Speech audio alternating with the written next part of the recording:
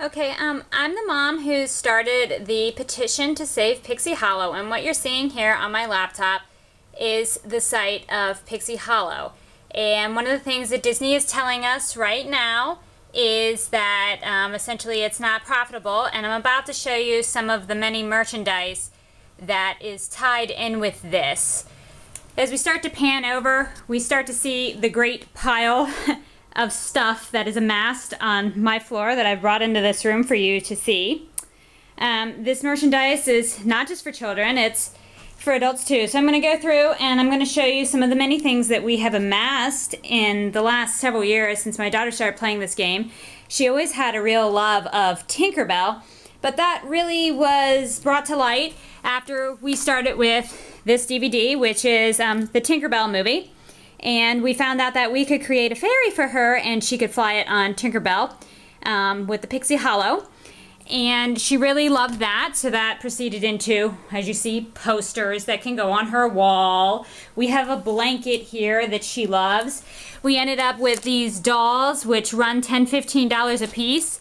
One of our trips to Disney World, we got this doll. She's a lovely Silver Mist doll, and she's actually soft and squishy, and it was great because she could sleep with her. And my daughter, I remember this trip because she was so super excited to see a stuffed Silver Mist that she could actually sleep with, and it was the one thing that she really, really wanted. As you can see, we have photo albums here with Tinkerbell on it. We have an autograph book from our many trips, and if I open it up, you'll be able to see that my daughter actually has signatures in this one. This one happens to be Mary Poppins, but we had some of the signatures as well in one of our autograph books from the actual fairies. We have coloring books. We have a board book here, and inside of it is a number of, as you can see, we pulled them all out, but there's dolls that my daughter can play with. They're paper dolls, and they have clothing. And then there's these wonderful scenes from Pixie Hollow. These actually came, even though they're printed on boards, they actually came directly from Pixie Hollow. This is where you would have your tea parties, and this is like a scene of the house that you could have built in Pixie Hollow. Again, this was, you know, more money. We have these puzzles. My daughter loves puzzles, so when she was younger, we got her these because they're really great for young minds. To top it off, we have all of this apparel that is my daughter's. You see we have dresses, we've got flip-flops, we've got a hoodie here, another jacket here, we've got pajamas, we've got a shirt. This is one of her many t-shirts, and this clothing is just a little bit of what she actually has. We've got a lunchbox here. My daughter loves Pixie Hollow so much and Tinkerbell that we've actually got 2 or 3 of these lunchboxes. She's now 10, and she actually still uses them. The great thing about Tinkerbell is she's sort of ageless, unlike the Disney princesses. So unlike the Disney princesses where the kids grow out of them at about 10, Tinkerbell they really stick with even through their early teens, and some of them stay with it through their entire teenage years. This was my daughter's second backpack for 1st grade, and we still use it when we do day trips, and you can see it has the Pixies from Pixie Hollow. It has more than just Tinkerbell here. It's got Iridessa and it's got Fawn. We even have this nice tote bag that's actually designed for adults, but it's my daughter's and she takes it on weekend trips. She absolutely loves it. We even have bathroom things. So we have this toothbrush that's my daughter's. We have this nail polish that is my daughter's. That is featured from Pixie Hollow. We had some lip glosses, but I believe my daughters use them. In the dark, if my daughter needs somewhere to go in the dark, we have this wonderful flashlight that my daughter uses. We have the silly bands. We have this box that she uses as a purse at times. She can put all of her things in it and take it with her when we go out. And if you think that these products, you know, are limited to children, they're not. This is actually one of my shirts. I have 2 or 3 of these Tinkerbell shirts.